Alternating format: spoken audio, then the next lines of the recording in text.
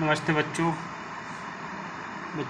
आपका जो नया सवाल है वो हम लेकर आ चुके हैं। तो बच्चों, आपका जो सवाल दिया हुआ है वो दिया हुआ है कि यदि यदि त्रिभुज ABC समरूप है त्रिभुज PQR के, तब निम्नलिखित में से कौन सा सत्य होगा। ठीक है, यहाँ पर हमको चार ऑप्शन दिए हुए हैं। देखिए, सबसे पहले हम देखेंगे कि समरूप त्रिभुज क्या होता है। ये कोई भी जो त्रिभुज हैं वो समरूप कहलाते हैं अगर उनकी संगत कोण और संगत भुजाएं आपस में बराबर होती हैं। ठीक है, वो कहलाते हैं आपके समरूप त्रिभुज। मान लीजिए PQR और ABC दो समरूप त्रिभुज हैं, जैसा कि हमसे सवाल में बोला गया है। ठीक है, अब हम क्या करेंगे, देखिए इसकी संगत भुजाओं का मतलब होता है, ऐसे PQ की संगत भुजा इसमें AB होगी, QR की संगत भुजा आपकी BC होगी और PR की संगत भुजा आपकी AC होगी। ये होता है आपका संगत भुजा। ठीक है, अब देखिए QR ये दिया हुआ है, QR की संगत भुजा क्या होगी, BC। ठीक है, तो हम QR के बटे में BC लिख देंगे, क्योंकि जो संगत भुजाओं का अनुपात होता है वो बराबर होता है अन्य किसी संगत भुजा। ठीक है, तो जो QR का जो अनुपात BC के साथ है, ऐसे ही PR का अनुपात AC के साथ है। ठीक है, यानी कि QR का जो अनुपात BC के साथ है, वैसा ही अनुपात PR का AC के साथ होगा। ठीक है, क्योंकि QR की संगत भुजा BC है और PR की संगत भुजा हमारी AC होगी।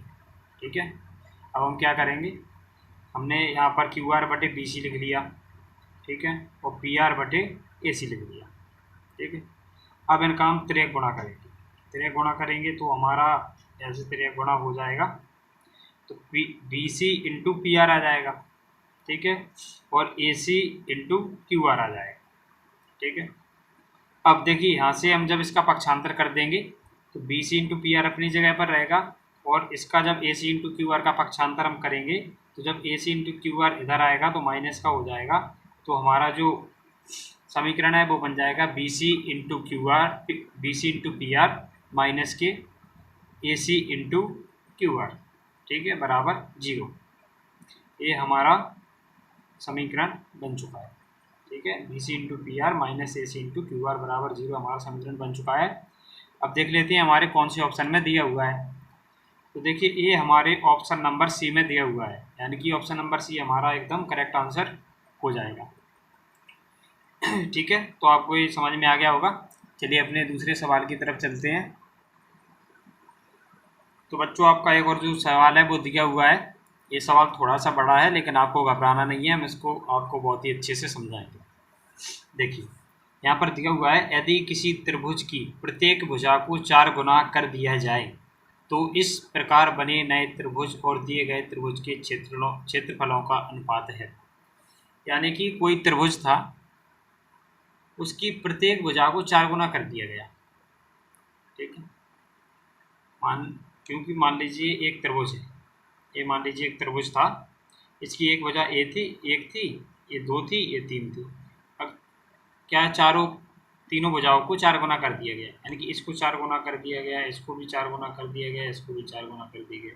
ये आपकी 4 हो गई, ये आपकी 8 हो गई, ये आपकी 12 हो गई। मतलब इस प्रकार से इसको 4 गुना कर दिया गया है। ठीक है, तो तब हमसे क्या पूछा है, तब हमसे पूछा है नए त्रिभुज और दिए गए त्रिभुज के क्षेत्रफलों का अनुपात क्या होगा। ठीक है, ये हमको सवाल में बताना है। अब देखिए, सबसे पहले हम मान लेते हैं कि त्रिभुज की जो भुजाएं हैं, यानी कि जो पुराना त्रिभुज है आपका, जो पुराना त्रिभुज है, पुराने त्रिभुज की भुजाएं A, B और C हैं। ठीक है, और उनका अर्ध परिमाप यानी कि सेमी पैरामीटर क्या है अपना S है। तब हम जानते हैं कि अर्ध परिमाप का जो फॉर्मूला होता है, त्रिभुज के अर्ध परिमाप का जो फॉर्मूला होता है वो क्या होता है, S बराबर 1/2 और इधर A plus B plus C। ठीक है, यानी कि तीनों भुजाओं का योग और उनका आधा क्या होता है, हमारा अर्ध परिमाप होता है। ठीक है, अब देखिए आगे चलते हैं। सवाल में हमसे क्या बोला गया था कि त्रिभुज की प्रत्येक भुजा को 4 गुना कर दिया गया है।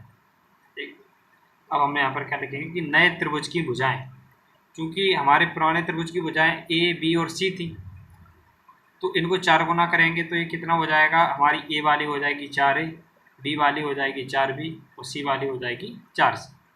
और उनका अर्ध परिमाप मान लेते हैं एस डैश है, यहाँ पर हमने एस माना था, यहाँ पर हम एस डैश मान लेते हैं इसको, ठीक है। तब नए त्रिभुज का परिमाप हम निकालेंगे एस डैश बराबर 1/2 और तीनों भुजाओं का योग, तो 4A + 4B + 4C। अब आगे हम क्या करेंगे, हमको दिख रहा है कि हम यहाँ से इसमें से 4 को कॉमन ले सकते हैं, ठीक है। इसमें से हमने 4 को कॉमन लिया तो 1/2 गुणा में 4 आ जाएगा और हमारा इसमें बचा A + B + C, ठीक है। 2 से हमारा 4 कटेगा 2 बार में, तो हमारा यहाँ पर बच जाएगा 2A + B + C। अब देखिए A + B + C हमको यहाँ पर दिया हुआ है, यहाँ से हम देखिए यहाँ पर हमको क्या दिया हुआ है, S बराबर 1/2 A + B + C। यहाँ से जब हम A + B + C का मान निकालेंगे तो हमारा 2 का जो है वो इधर गुणा हो जाएगा इसमें, तो हमारा A + B + C का मान आ जाएगा 2S, ठीक है। S है 25 मत समझिए उसको, S, तो ये हमारा आ जाएगा 2S। अब क्या करेंगे हम, त्रिभुज का क्षेत्रफल, पुराने त्रिभुज का क्षेत्रफल हम देखेंगे। तो पुराने त्रिभुज का हमारा जो क्षेत्रफल हम इसको डेल से प्रदर्शित कर रहे हैं, तो हमारा जो होता है वो होगा रूट के अंदर S और कोष्टक में S - A, S - B और S - C, ठीक है। हमारे पुराने त्रिभुज का क्षेत्रफल हो जाए, ठीक है। नए त्रिभुज का क्षेत्रफल क्या हम डेल डैश से इसको शो कर रहे हैं, वो हमारा हो जाएगा अंडर रूट के अंदर S dash -4A, S dash -4B और S डैश -4C, क्योंकि इसमें भुजाएं हमारी 4A 4B और 4C है और इसका जो अर्ध परिमाप है वो हमारा S डैश है। यहाँ पर S था, यहाँ पर S डैश है, यहाँ पर भुजाएं A B C थी, यहाँ पर 4A 4B 4C है। अब चलिए इसके आगे का सॉल्यूशन और देख लेते हैं। तो यहाँ पर हमने देखिए इसको लिख लिया है। अब S डैश का मान हमको क्या दिया हुआ था, क्योंकि S डैश का मान हमको दिया हुआ था 4S, ठीक है। क्या दिया हुआ था, 4S हमको दिया हुआ था, क्योंकि यहाँ से हमने जो मान निकाला था 2S निकाला था और यहाँ पर 2 पहले से ही था। तो जब ABC का मान 2S आया और यहाँ पर 2 पहले से ही है तो 2 और 2 4 हो जाएगा और यहाँ पर S का S आ जाएगा, इसलिए हमारे S डैश का मान 4S यहाँ पर आ गया। और हमने S डैश का मान रख दिया 4S, 4S - 4A, 4S - 4B और 4S - 4C, ठीक है। अब यहाँ से 4S रखा हुआ है, यहाँ से हम 4 को कॉमन लेंगे तो 4 चौको 16, 16 चौको 64 यहाँ पर कॉमन आ जाएगा और S - A, S - B, S - C यहाँ पर इन तीनों में बच जाएगा।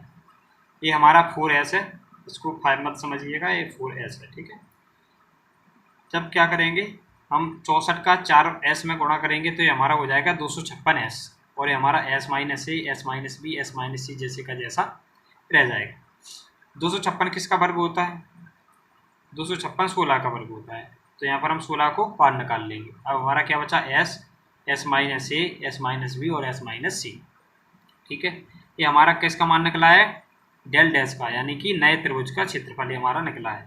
तो 16 और ये हमको S, तो हमारे नए क्षेत्रफल का अनुपात हमारे जो नए त्रिभुज है उसका क्षेत्रफल निकल आया है, वो हमारा निकला है 16। और ये हमको S - A, S - B, S - C जो मान दिया हुआ था वो किसका मान दिया हुआ था, वो हमारे जो है पुराने त्रिभुज का क्षेत्रफल हमको दिया हुआ था, ठीक है। तो यहाँ पर हम इसकी जगह पर डेल रख लेंगे क्योंकि हमारे पुराने त्रिभुज का क्षेत्रफल है। अब जब इसका डेल और अपॉन डेल S का जो अनुपात निकालेंगे तो देखिए डेल की वैल्यू हमारी यहाँ पर 1 है तो 1 आ जाएगा और यहाँ पर डेल डैश की वैल्यू 16 है, क्योंकि जो एक दूसरे के आमने सामने रहते हैं भाई यहाँ पर हमारे उनकी वैल्यू हो जाती है। हमसे पूछा क्या था, हमसे पूछा था नए क्षेत्रफल का अनुपात, तो नए का मान जो है नए त्रिभुज का जो क्षेत्रफल है उसकी वैल्यू कितनी है, 16 दी हुई है यहाँ पर, ठीक है। और जो पुराना है उसकी वैल्यू हमको 1 मिली है, तो हमारा जो ऑप्शन है वो हमारा 16:1 हो जाएगा। यहाँ पर आपको ये भी ध्यान रखना है कि जिसका पहले बोला गया हो उसका पहले लिखना है। यहाँ पर नए का पहले बोला गया था तो हम नए का पहला लिख रहे हैं, अगर पुराने का पहले बोला गया होता तो हम पुराने का पहले लिखते हैं, ठीक है। तो हमारा ये ऑप्शन कौन सा सही हो जाएगा, चलिए ऑप्शन देख लेते हैं। तो इसमें हमारा ऑप्शन नंबर ए एकदम सही हो जाएगा। देखिए यहाँ पर 1:16 भी दिया हुआ है, तो हमको यहाँ पर देखना है कि सबसे पहले हमको किसका मान रखना है, नए त्रिभुज का। तो मैं नए त्रिभुज का 16 रखा, उसका पुराने त्रिभुज का रखेंगे तो हमारा 1 हो जाएगा, ठीक है। इसलिए 16:1 हमारा सही उत्तर हो जाएगा। अब चलिए शुरू करते हैं, अपने नए सवाल की तरफ चलते हैं। हमारा जो अगला सवाल दिया हुआ है वो दिया हुआ है, यदि एक वृत्त की परिधि और वर्ग का परिमाप बराबर है तो इनके क्षेत्रफलों का अनुपात होगा।